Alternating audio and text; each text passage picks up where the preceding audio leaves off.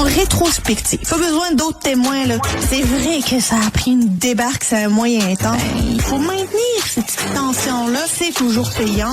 Yasmine Abdel-Fadel. Bonjour Yasmine.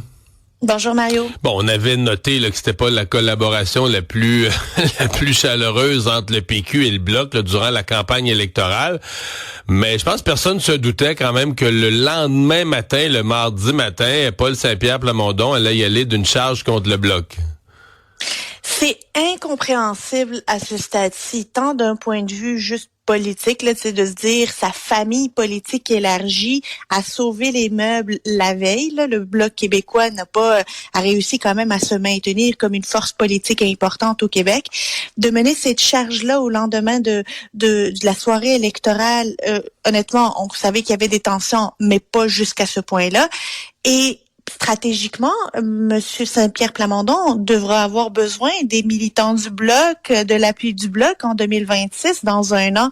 Pourquoi les aliéner le lendemain j'appellerais pas ça une victoire, mais d'un soulagement, plutôt que juste laisser le temps que la poussière retombe et peut-être ensuite parler derrière les portes closes du fait qu'il n'est pas d'accord avec la stratégie qui a été adoptée. Mais non, on s'entend que si tu soulèves toutes ces questions-là dans un congrès de parti ou un colloque au mois de septembre prochain, t'as pas du tout le même effet que le lendemain matin, là.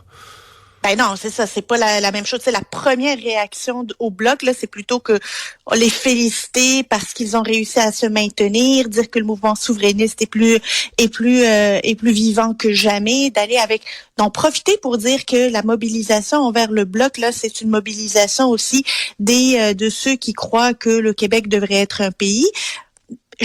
Non, il va pas là. Il mène une charge contre le Bloc. On a un extrait, là. Je veux te faire écouter ça. Je sais que tu l'as entendu, mais il nous annonce un déficit autour de 60 milliards. 60 milliards, c'est plus que sous Justin Trudeau, mais c'est en dollar libéral. Et du dollar libéral du Canada, il faut faire entre 30 et 50% de plus de déficit parce qu'ils ne respectent jamais leurs engagements sur le plan financier et ils dépensent sans compter. Donc, pensons-y.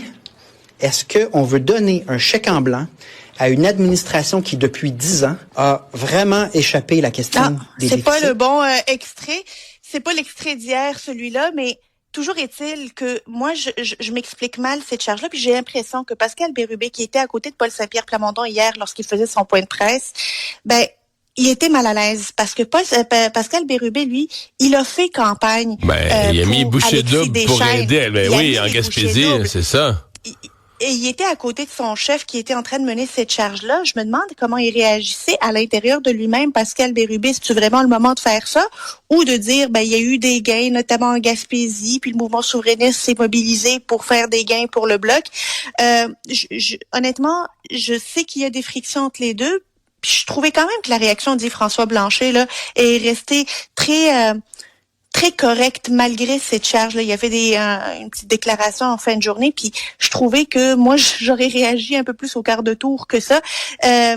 C'est particulier. On dirait que cette campagne électorale, ce qu'elle a réussi à faire, là, il y a peut-être pas de gagnants, mais il y a encore plus de perdants. Il y a des divisions dans les différentes familles politiques. On le voit avec les conservateurs en Ontario contre Doug Ford.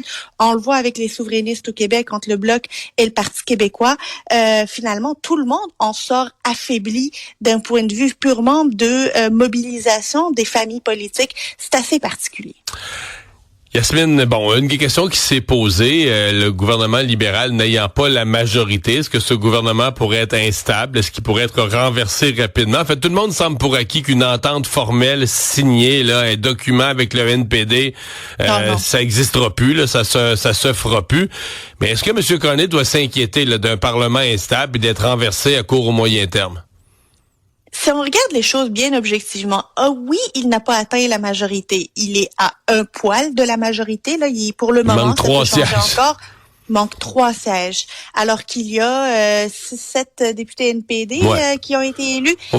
Ils ont pas de chef, ils ont pas de financement, ils veulent certainement pas partir en campagne électorale.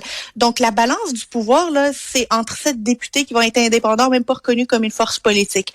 Et ça, je pense qu'il peut dormir sur ses 2 oreilles, M. Carney, pour au moins 18 mois, si c'est pas 24 mois, si c'est pas plus, parce que il y a des possibilités de transfuge. Le Parti conservateur ne va pas partir en élection aujourd'hui. Le chef a perdu son siège, il doit se trouver une place. demander à quelqu'un de démissionner, ce qui est cruel, d'attendre que Mark Carney décide de déclencher les élections, parce que c'est Mark Carney qui déclencherait des élections partielles au moment où il le voudrait. Mais est-ce qu'il pourrait, tu sais, mettons le scénario de niaiser, de retarder de 6 mois, là, ce que la loi lui permet, ça ferait pas chic en début de mandat, là, de juste empêcher le chef de l'opposition de rentrer faire son travail en chambre. En tout cas, dans le passé, les chefs l'ont pas fait, là, quand on a voulu faire rentrer quelqu'un comme ça. T'sais, ça s'est fait avec plutôt de la courtoisie. À mon avis, ce serait l'approche de Mark Carney aussi dans un cas semblable. Oui. Je peux me tromper, mais je pense que ce serait ça. Là. On ferait une élection partielle, les libéraux présenteraient même pas personne, puis on laisserait passer. Là. Alors, le premier geste de Mark Carney serait de tendre la main aux conservateurs. Voilà. C'est quand même désagréable pour les conservateurs d'avoir besoin de cette courtoisie de ceux qui viennent de te battre, là. Comme quoi, il faut pas cracher en l'air. Voilà. Des fois, ça peut nous retomber dessus. Alors, le premier geste, disons, politique partisan, comme chef du Parti libéral du Canada depuis l'élection d'avant-hier, ça serait d'aider les conservateurs à se doter d'un chef aux communes. Mais si on voit la manière avec laquelle les NPD est complètement dévasté, là, eux, là, ils en ont pas une scène pour aller en élection, ils ont pas de chef pour aller en élection, ils vont aller en campagne au leadership bientôt, là. C'est pour eux pas le moment d'aller de défaire un gouvernement. Donc, je pense que ça donne, tu sais, à 169, il y a quand même une bonne légitimité, il lui en manque 3. Il pourrait y avoir des transfuges, on a déjà vu ça, du monde de d'autres partis politiques qui viennent combler. Doute, dans le sens qu'il y a pas de conservateurs qui vont sauter libéral, je vois pas de bloqués. Je repasse à la liste des 22 bloquistes. C'est ça. T'as les 7 du NPD, mais là, tu sais, 7 survivants d'un parti. Est-ce qu'il y en a 3 sur 7 qui pourraient passer?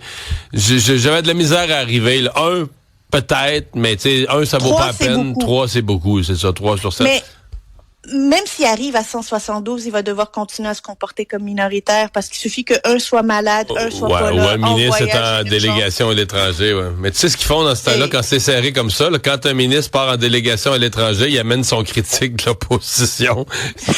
Il part à deux. C'est vrai, là. C'est ça qui s'est fait dans le passé. Et il organise une délégation. Que c'est even, là. Ouais, exactement. Hey, à surveiller. Merci, Yasmine. Bye. Bye bye.